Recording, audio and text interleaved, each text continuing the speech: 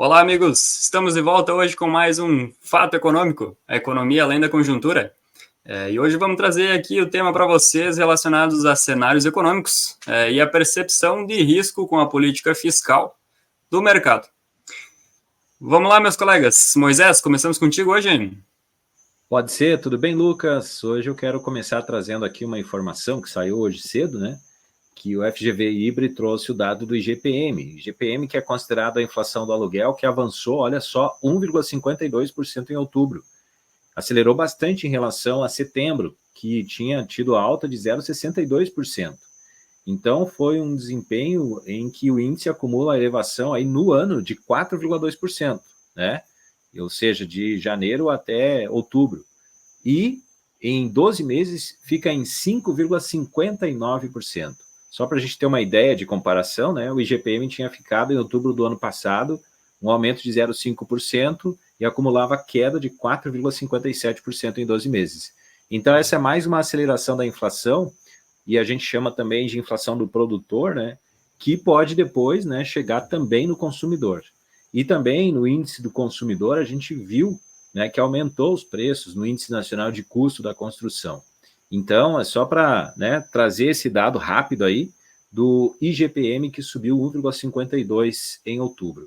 E hoje também a gente viu aí o dólar chegando no maior patamar, R$ 5,791 hoje de manhã. O mercado ficou nervoso, parece que está aumentando aí a percepção de risco com a política fiscal do governo, né, André? É isso aí, Moisés. Eu quero só para complementar essa tua fala, né, com os índices de preço, né, sejam IGPs, sejam IPCs, eles estão apresentando tendência de elevação no segundo semestre e projeção acima da meta do Banco Central, que é 3%, uma banda de mais 1,5%, menos 1,5%. Né? Então, a gente vê a piora do processo inflacionário em quase todos os índices de preços, sejam IGPs, sejam IPCs. Né? Esse é um fato. O fato 2 do dólar ter dado essa disparada hoje, isso tem a ver com a questão da política fiscal que disse a ministra Tebet que vai ser levada a sério dessa vez essa necessidade, essa premência de efetuar uma política fiscal séria. Né? O mercado financeiro, já lembrando do passado histórico do governo PT, ele sabe que isso talvez não vá ser concretizado. Né? Então, precificou essa... Talvez sim, talvez não, precificou jogando o dólar para cima. Né? Se a gente for pegar a última conjuntura econômica, no blog da conjuntura econômica, a economista Silvia Matos, né, vem falando exatamente isso, essa preocupação dessa questão de se ter uma necessidade de ter uma política fiscal, mas talvez pelo passado histórico do governo atual, né, dos últimos dois governos, Dilma e Lula, 1 e 2, talvez a gente não veja isso na prática. Né? Então, na reportagem da Silvia Matos, no blog da Conjuntura Econômica, vem dizendo exatamente isso. No Brasil, estamos acostumados a esperar o pior cenário, de fato, para então caminhar uma solução. Ou seja, essa necessidade hoje de implementar uma política fiscal é mais do que necessária. Tá? Esse é o ponto 1. Se a gente pegar o cenário internacional e pegar os indicadores do relatório Focus, que a gente falou essa semana, e tem a piora, mas podem dizer assim, mas o PIB está melhorando, está saindo de 3 para 3,08, tá, mas o PIB para 2025 é pior. Tá? Então, a gente vai ter um crescimento econômico de 24 para 25 menor, mas o processo inflacionário e a taxa de câmbio e a Selic vão estar ou no mesmo patamar de 2024 ou um pouco maior em 2025. E isso traz o quê? Um cenário mais alarmista ou luz amarela para a economia brasileira. Então, a gente tem que prever o que pode acontecer se a gente tiver esse cenário de deterioração dos indicadores econômicos, podemos dizer assim. Tá? Olhando ali de novo ali o portal do Ibre da FGV, que é um ótimo site de informação econômica, né? A gente vê a questão do dado que saiu agora no dia 15, monitor do PIB aponta retração de 0,2% na atividade econômica em agosto. Saiu só o resultado para agosto. Então, a gente vê que algumas variáveis econômicas, inclusive o PIB, já mostram um sinal de menor crescimento ao longo do tempo desse segundo semestre, comparativo já para 2025, né? Então, olhando o cenário interno, a gente já é um cenário mais nublado, mais nevoento, com problemas, né? Temos o cenário externo, que impacta também a economia do Brasil. E esse cenário externo, a gente tem a crise ainda na Rússia com a Ucrânia, que são dois grandes produtores de fertilizante e petróleo, então isso impacta no preço da gasolina, no preço do barril do petróleo. A gente tem o conflito Irã, Israel e Líbano, né, o Hezbollah, né, assim por diante, que tem um impacto ali na cotação do petróleo. O Irã é um grande produtor de petróleo, né? Então isso pode impactar no preço do barril do petróleo subindo, vai impactar na gasolina, a gasolina sofrendo alterações, ajustes para cima, isso vai impactar no preço, na inflação, né? Mexe novamente com taxa de juros, né? E a gente tem uma outra variável que agora, mais do que nunca, a gente tem que sinalizar essa, que é a eleição nos Estados Unidos, né? E está um embate entre democratas e republicanos muito forte, né? Alguns dizem, né, alguns meios de comunicação, com divulgação de boletins de pesquisa, dão diferenças de menos 1% do Trump agora para a Kamala Harris, né, 49 a 48, né? Qual dos dois vai ser mais salutar para a economia brasileira? A gente tem dúvidas, né? Então, a gente também tem essa questão do impacto da eleição americana, seja a vitória do Trump, seja a vitória da Kamala Harris, como isso vai impactar o mundo inteiro, e inclusive o Brasil, né? Junto com isso, temos a taxa de juros. A taxa de juros americana, que deu uma queda de 0,5% no último relatório lá do Fed, né?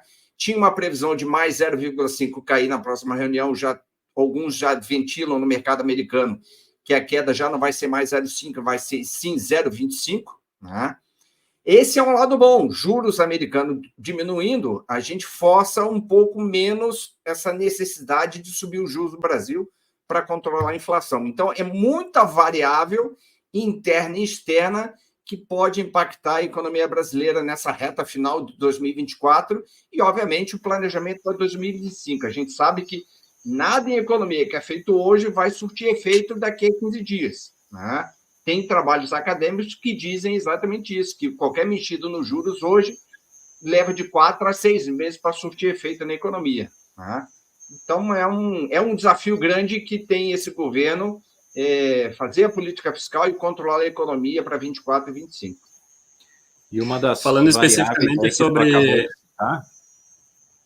sobre essa questão ali das eleições americanas e a questão dos juros, a gente tem que considerar aí tanto os fatores ali dos dados econômicos americanos, realmente, que eles estão vindo mais aquecidos do que o que era esperado, né, porque eles estavam com previsão realmente de fazer um corte maior de juros, só que como o aquecimento da economia americana está vindo maior do que o esperado, eles não estão tendo espaço para fazer isso, né? Então, ao que se indica é que o dólar continue valorizado. Moisés, perdoe, te interrompi. Eu queria falar. Foi bom tu introduzir esse assunto, porque eu queria falar do dólar, né?